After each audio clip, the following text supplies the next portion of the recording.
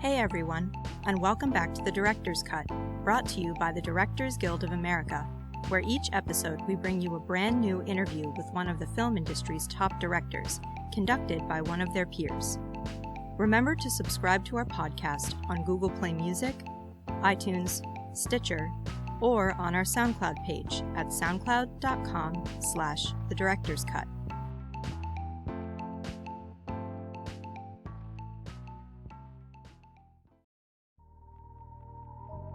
This episode takes us behind the scenes of Chilean director Pablo Larraín's new film, Neruda, which was screened as part of our Global Cinema Series. The Global Cinema Series aims to spotlight landmark foreign films for DGA members and guests by presenting screenings of contemporary, classic, and independent films, as well as conversations with their directors.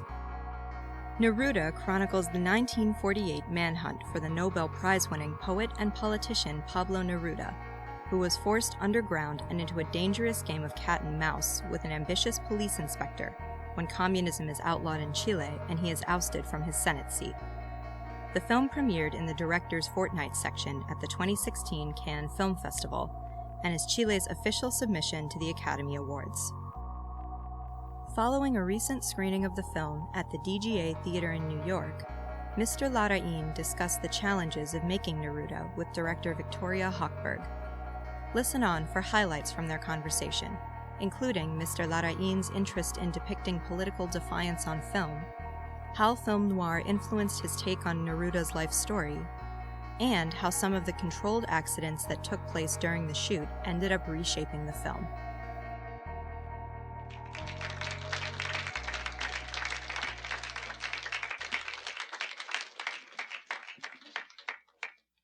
All right, so this is clearly not a standard biopic.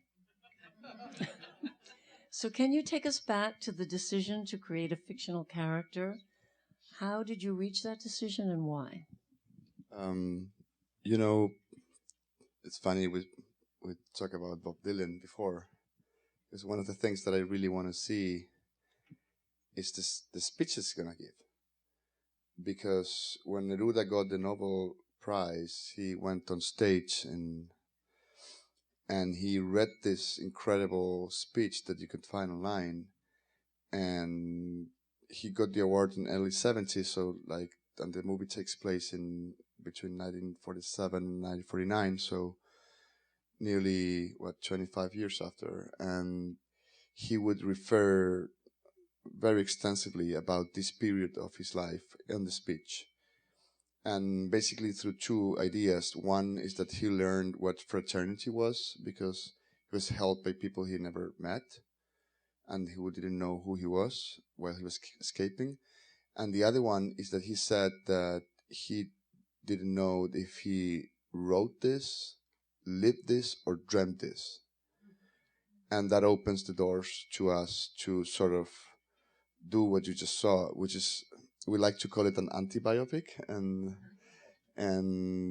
yeah, we start with more sort of standard biopic, and then slowly Guillermo, the writer who wrote this incredible script, he sort of came up one day. I remember, I will never forget. He said we have to do it from the cup and take that point of view.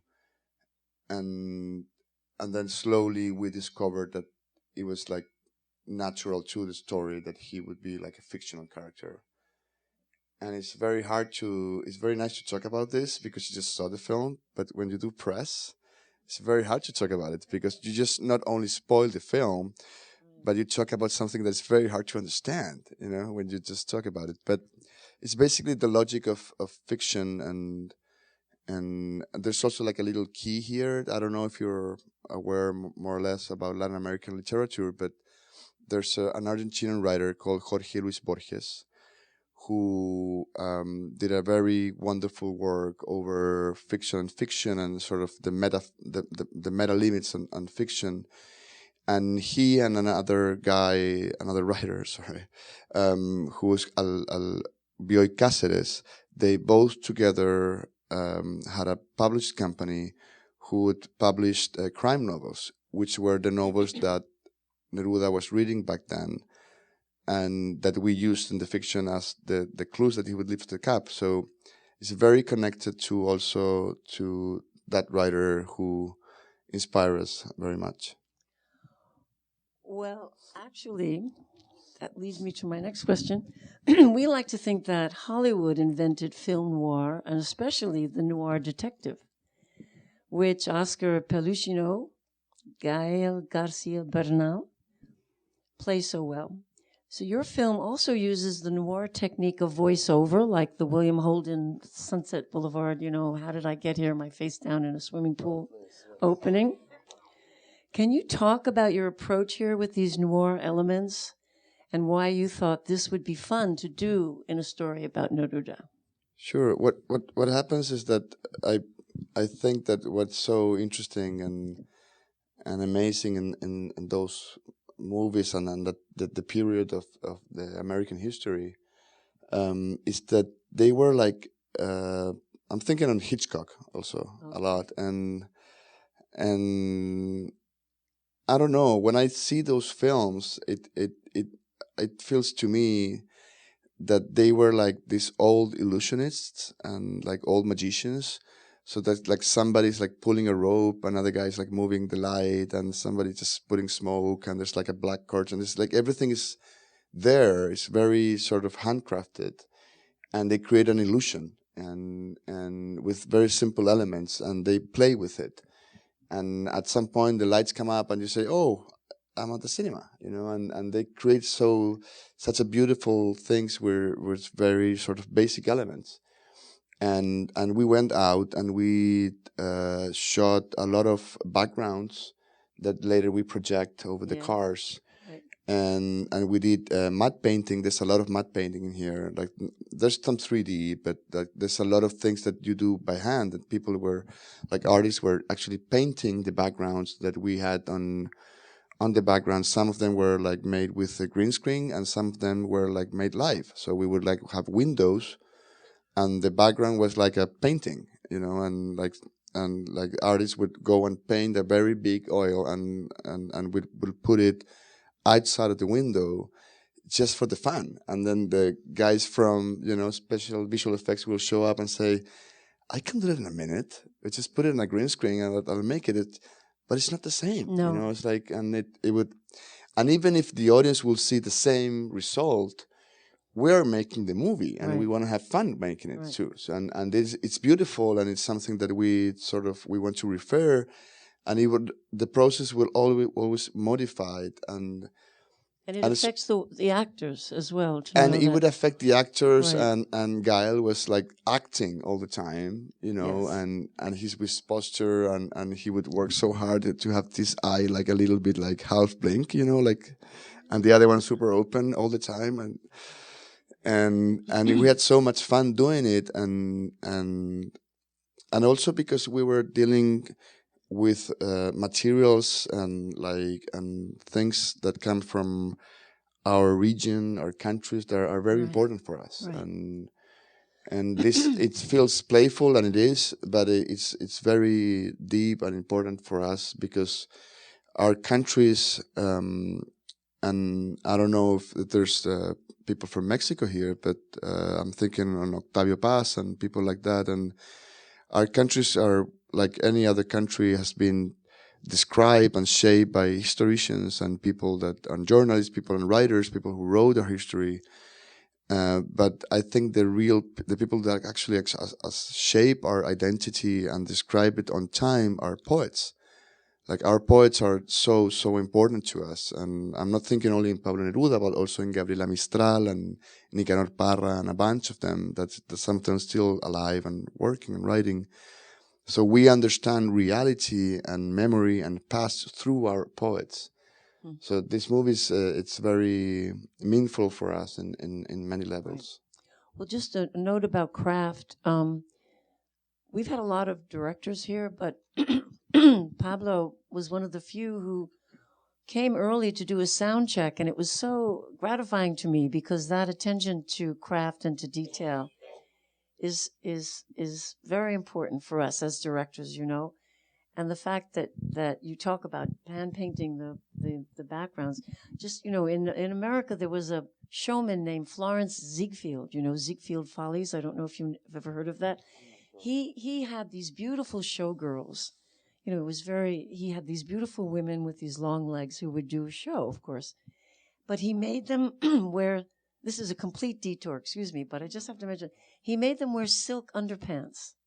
He could have had cotton underpants, but they had to wear silk underwear because he said women who wore silk underwear walked differently from people. I didn't know that.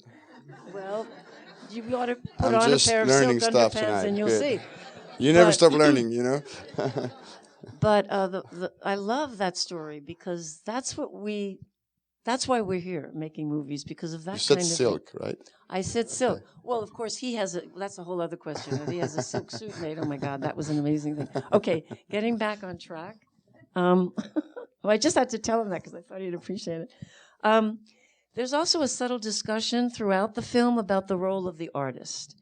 And you have one of the great scenes, for me anyway, with the transvestite singer who talks about how the artist inspires. And can you just first talk about how you worked with that actor? Was he really an actor, or was he a real, because it was just so compelling, his performance. So just a bit, because of course we're all directors, we want to hear how other directors work with actors, but that scene in particular struck me so powerfully. So can you talk a little bit about how you worked with as him? directors, we all know that there's nothing better when somebody asks that question, because it means that it works so well. Of course, he's a great actor.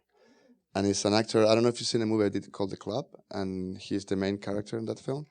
I didn't recognize him. You're kidding. Oh my God. Yeah. Okay. He's the guy that shows up outside of the house. You're kidding. The victim, yeah. That film again.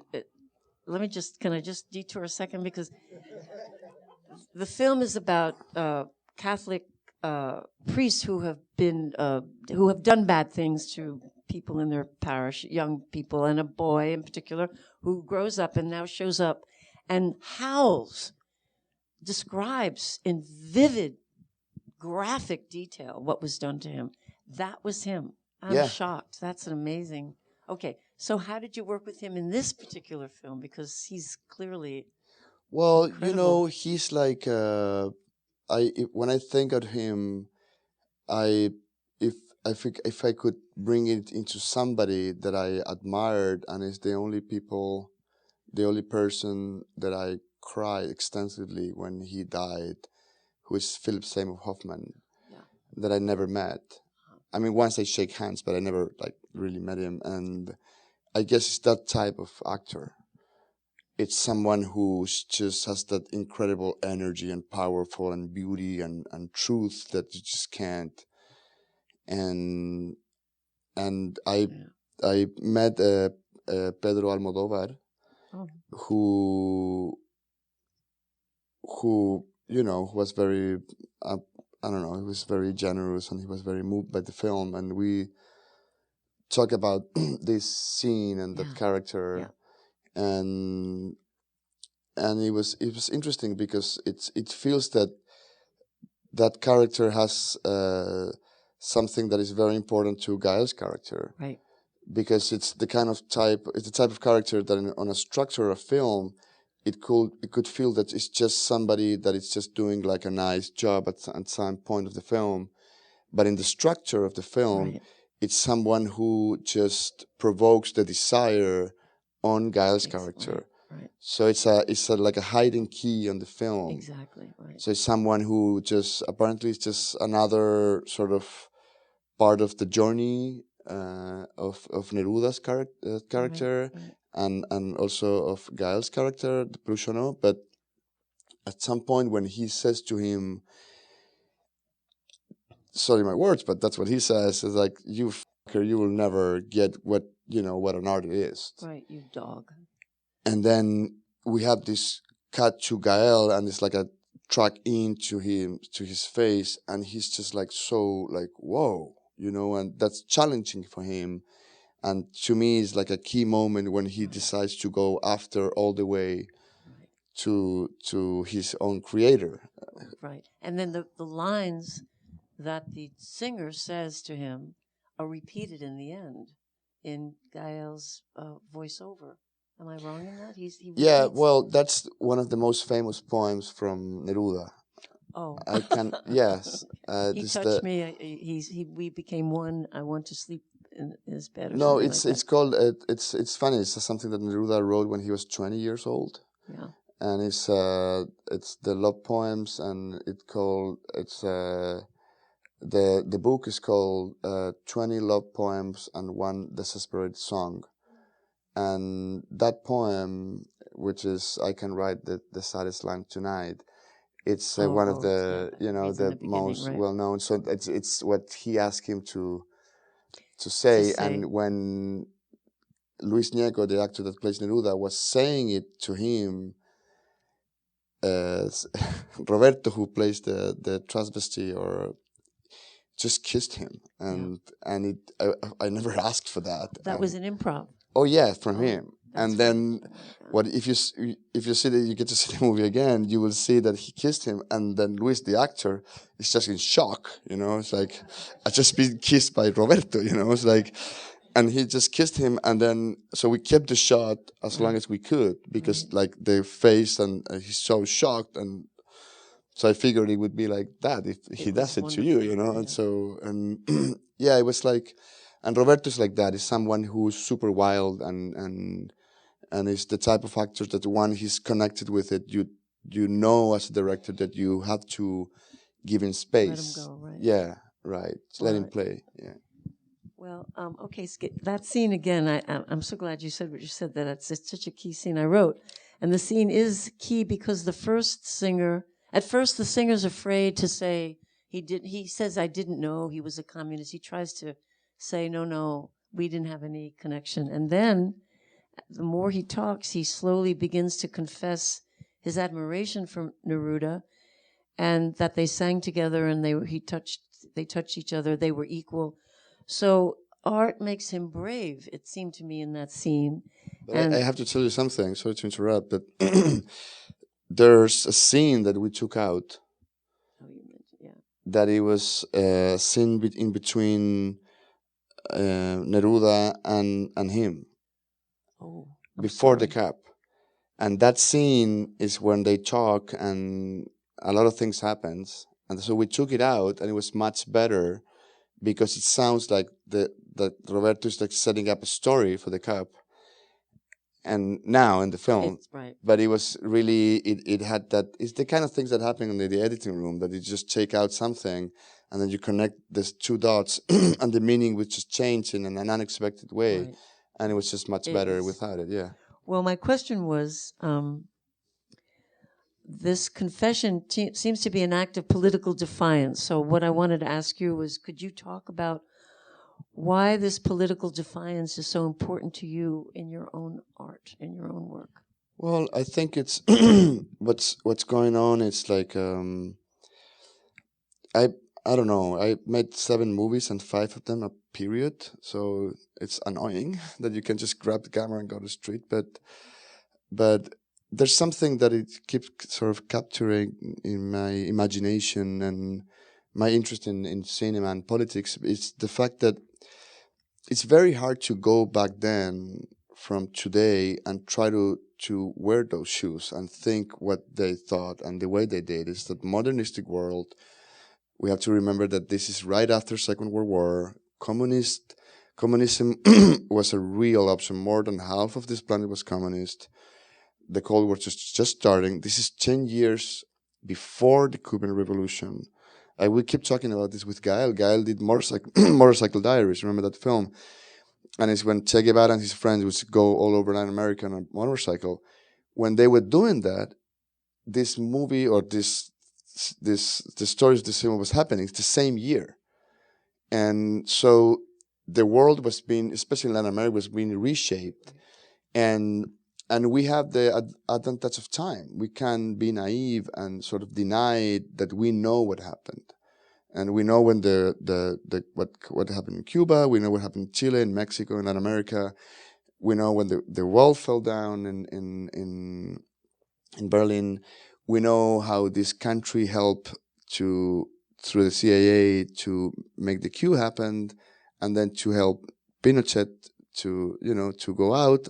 I made a movie called No about it, and so it's like how the world's been sort of changing, and we know that, and we can't ignore it, and I think there's a lot of beauty, and I think it's very interesting to me to sort of dig in those subjects, knowing what we know, and assuming that we have that information, and try to understand them, and especially when you're dealing with someone who is a poet, and who is someone who would be a very rare and weird person if nowadays he would be active, because, for instance, the book that he wrote while escaping, El Canto General, the General Song, this is the one that we see, which is by many experts, for sure the one that gave him the Nobel Prize. It's a book full of poems out of rage and fury that he would wrote to politicians that they were back then active.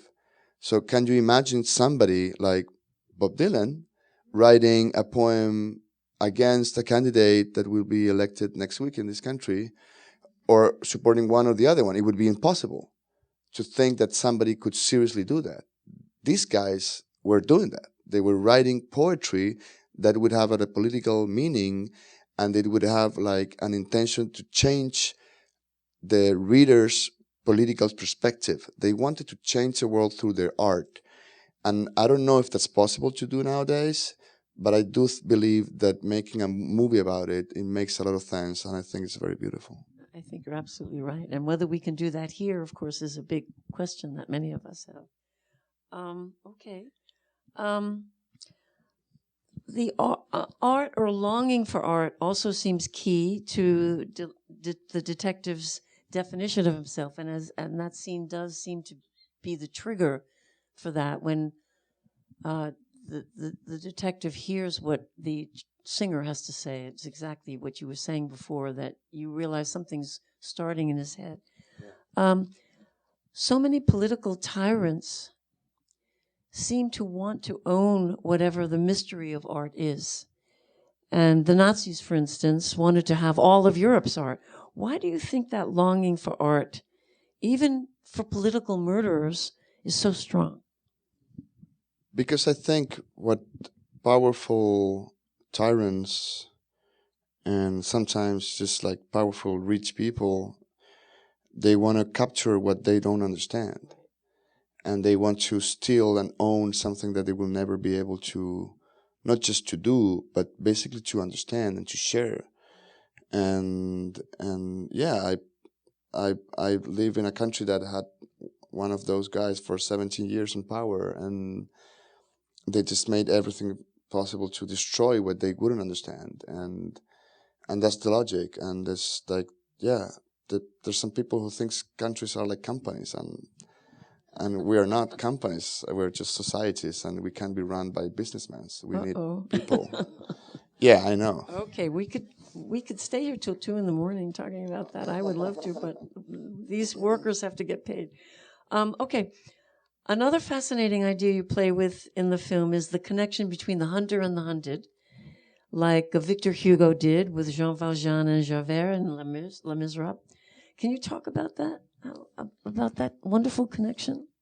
Well, I think what we sort of understood is that Neruda was shaping his own legend by then. I think like there's very little stuff that is out there where you could actually see Neruda talking in public, because he would like rather not do it, or when he knew that he was being shot by a film camera or recorded with a sound equipment, he would behave like very weirdly. It's very incredible the way he spoke, and when he was recorded, he would like be like super different.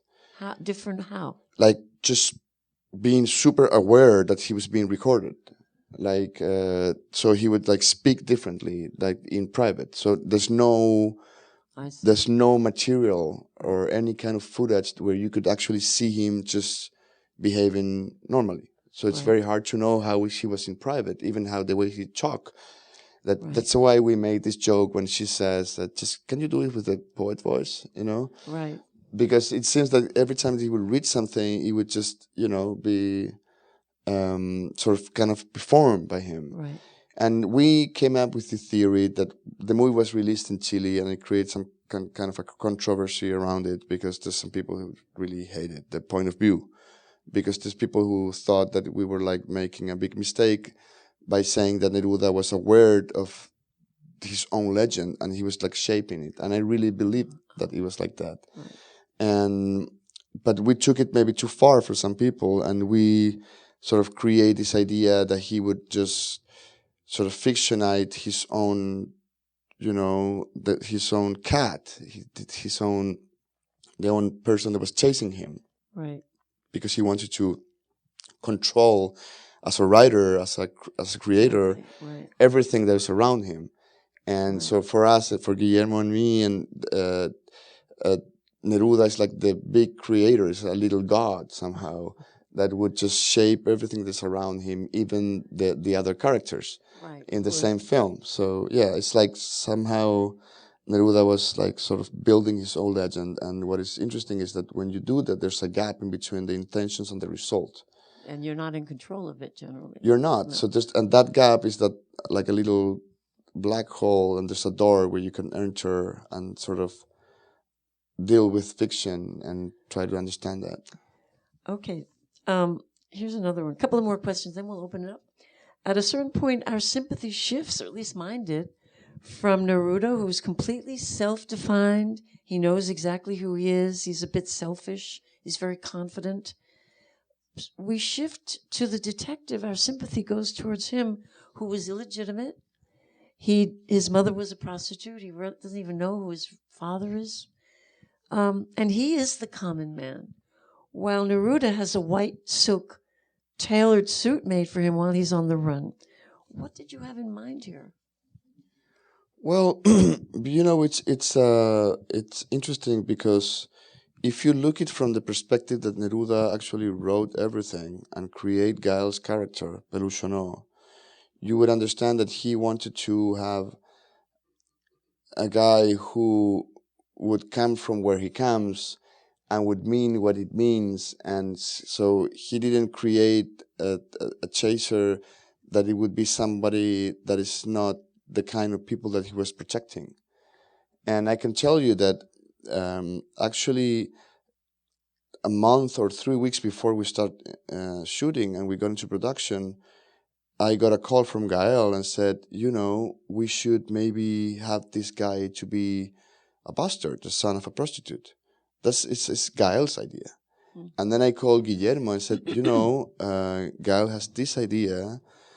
Like, what do you think? And he was like, it's amazing. And he got into the script and sort of reshape it, and it was so beautiful. And somehow, I don't know, the movie, like we had a very strong script, but it was like somehow shaped like that, the whole process. I'll give you an example. For example, we shot the police station. It's a school. It's an old school that the location worked for us. But it had a statue of the founder of the school in the middle. Oh. And then I asked the people to just remove it and get rid of it, because I don't want to see it, because we would plan this shot and we will see it. And the guys came in and said, no, it's like steel and it's like marble. We can't move it. It's just here. And they won't allow us to do it. And we really insist, and they just didn't allow us to do it. And then I called Guillermo and said, we have this statue. Can we make him his father? And we just changed the sign and put another plaque. That's great. But it's just like, pretty much the whole process, not all of it, but a lot of the process was made like that. And we had like different scenes for the snow sequence. And we went up to shoot it, and this is not irrelevant, We had a limited amount of time, and we had to deal with and then a storm came in, and we couldn't shoot, and I was desesperated. I'm sure you guys experienced that when you have a team of people and you can't just go out and shoot. There's nothing worth for that. I was just crying in the room, in the hotel. It was just, I laugh now as you, but believe me, back then it was terrible. And then just the sun came up, and I didn't want to have like a Hallmark like postcard, and like because it was just too beautiful, and we waited, and then we had the proper conditions, and we were Guillermo lives in New York, and I was just on the phone with him for hours, so reshaping the film because it was not exactly as it's meant to be because there was no storm, so he wouldn't be cold. He wouldn't be cold. He was not desesperated. So where's the problem? And so we had to adjust a ton of things while the movie was being made, and yeah, it's like some kind of a controlled accident. Well, those are the best kind. Yeah. I mean, if you can figure out how to make the accidents work, it's really exciting, I think. Okay, one more, I think, and then we'll open it up. The film also starts to have some meta qualities. In other words, the idea is who is writing the story, who controls the narrative. So this is wonderful. Is the protagonist writing it, or is the so-called antagonist or secondary character writing it? And then the characters argue about who's the lead and who's not. This kind of playfulness is to me, is very pleasing to this audience. Anyway, I can imagine the rest of us liked it. Can you talk about this idea? This is fascinating. Yeah, but I think it's just so, I don't know. We all work with actors, and there's always like a ongoing situation in between the who has the main roles, and then you're shooting and you go and say to an actor, just don't say that, and it's like, what? You take a line out of them, and it's just they feel terrible. And there's always like a struggle on who's who and who's saying what, and we thought it was just a beautiful motivation for a character that at some point, and especially the way she does it, she's so great. Mercedes Moran, the actress who plays Delia, Neruda's wife, that she goes and says, "You're just we're all been written, you're just secondary. We're all around him. Just take it, assume it. It's gonna be like that. You can't do anything." And then he goes, "Are you fiction?" "No, I'm not fiction. I'm eternal." And it's like, so we play with those. Once you get into that track, anything is possible. Going. That's right. It's fabulous. But but it's beautiful, the fact to understand that one main character, so Neruda, for instance, is just shaping his own legend, and then Gael's character, it's someone who is trying to understand who he is. Right. So he's in this existentialism. Sorry, that word is so hard in English. Trip and existentialism. Yes. Okay. You see, it's hard. It's hard for me too, right? So he's like trying to discover who he is, and at some point, to me, at the end of the film, and that's why the reason why I kept the hotel sign and it's in my room now, and he's like sort of alive, and he's alive, and he's real, and he has smiled. Yeah. He's in the grave, and then he's out of the grave smiling. Resurrection. It's phenomenal. And but he's alive, and he became a real person after all this process, and he's been shaped, and now he could just stand on his feet. He has a voice, finally. He has a voice. He has humanity. Yeah, it's wonderful. And what's so nice is that Neruda acknowledges that also in the end, and when he's in Paris, he does say that. They both are redeemed by each other. Right. Yeah, it's wonderful. All right, so a couple of nuts and bolts things, and then I'll open it up. The film seems to have like a magenta wash, and many of us here know that this often happens when a color film is vinegared. It gets old, and it turns, the chemicals start to deteriorate, and it turns purple. So there was a kind of purplish magenta wash to it. As a matter of fact, a couple of people in the audience said, "You got to ask him about that." I had meant to anyway. So can you talk about that? What is? Yes. Well, first of all, we shot on digital, on red, and we used these Soviet lenses from early '60s. They're anamorphic lenses. We shot, I would say, 99%. I think there's 2 shots with a 50, and everything else with a 35. And we used filters, to get that purple sort of look. Yeah. We did sort of work it out a little bit, and then in the color correction, but it was shot like that. Right. And for two reasons: because we liked the look, like aesthetically, and also because we think that Neruda wrote, he lived in the sea, and most of his work is devoted to blue and the sky and the ocean. And also he was a communist, so that's like red and blue. We had those filters, and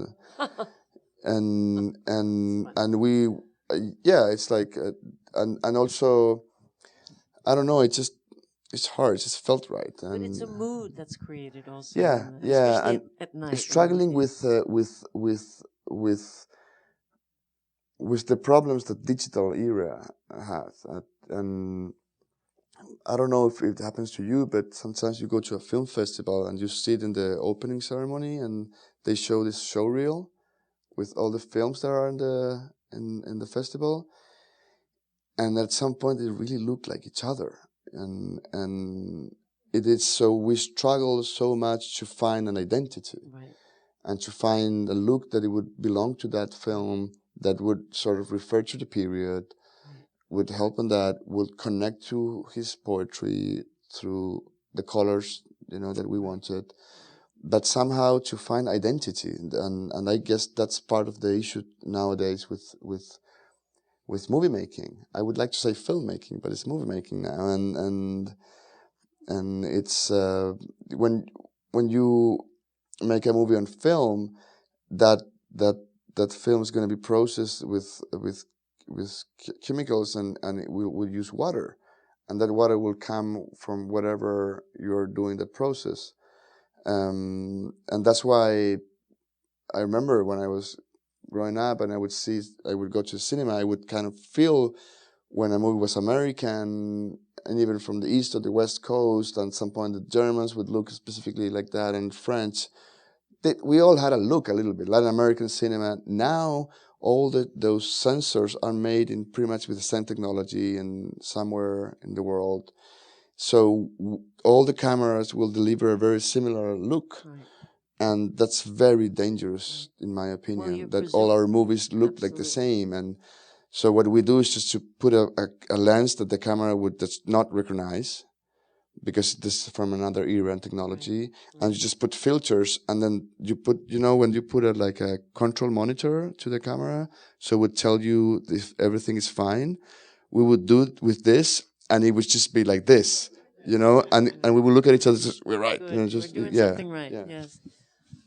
That's wonderful. When digital has done some damage to that uniqueness also, because it does sort of make everything feel the same. To me, anyway, the digital rather than shooting on 35 or even 16.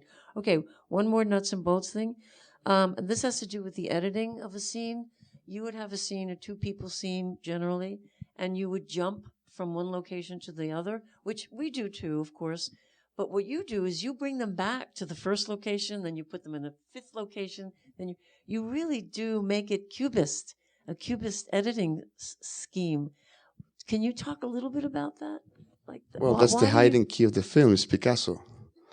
Oh, gosh, okay. Yeah, Picasso, he actually did what he did. So you did a cubist editing plan because of Picasso? It's very connected. It is connected, but yeah. I'm like, I didn't even think of that. That's amazing. Well, the Cubism was sort of the main guy and main artist behind that is Picasso. Wonderful. Yeah. And then what happens is that it's what the two things. One thing is that if you do that, and then just the characters just having this conversation, and then just the place and the background and the location would just change because of no reason, and the character would just keep talking. The space, instead of just having like a narrative meaning, it would have like a psychological meaning. Right. If you just switch and switch and switch, and then it's more like it's a psychological tool more than a narrative one. Right. we really enjoy that, and it makes you feel that we are going back to the and it's not like that. Let me tell you, there are 17 scenes in the film that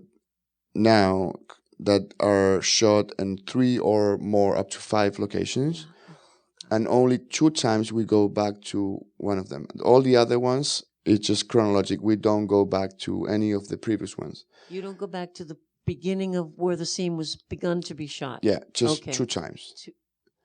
At the beginning of the film, right. And then when girls go and see Delia, and Right. that's a math. We just go back in and out. But all of the other ones, it's You just just one keep after going, the other right. one, under the other one. Yeah. Because if you do it, it's very confusing, and there's a limit for it. But yeah, and it's this cubist thing that you could.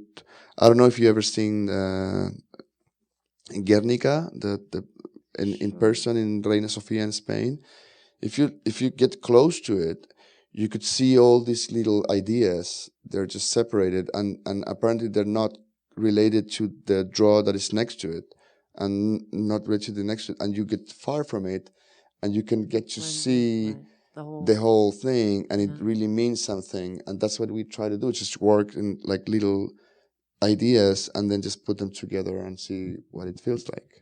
Well, your answers are the answer of a true director. It's just wonderful. Okay, well, thank you so much. I highly recommend that you see Jackie, especially this week, considering what's going to be happening a week from tonight. It really 1 week from tonight is our election. Yeah. 7 days. Oh God. Yeah. Okay. And I'm gonna be on a plane, so yeah, seeing those images again and being reminded, it was over 40 years ago. Yeah. It's very powerful, and of course, the directing is magnificent, but that topic in particular is very important for us. So I highly recommend. Of course, it's brilliantly directed. Yeah, I highly recommend you go and vote as well. Oh, and vote! Oh Yeah. my God, yes. Yeah. So thank you so much. Please, thanks for having me here. Okay. Thank you.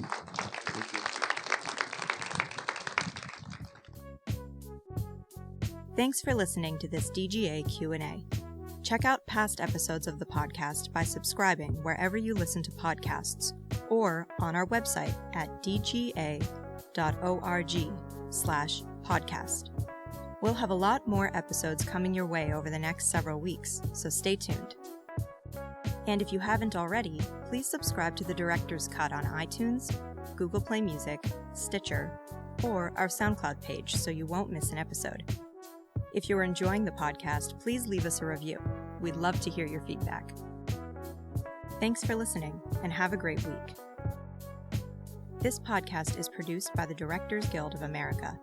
Music is by Dan Wally.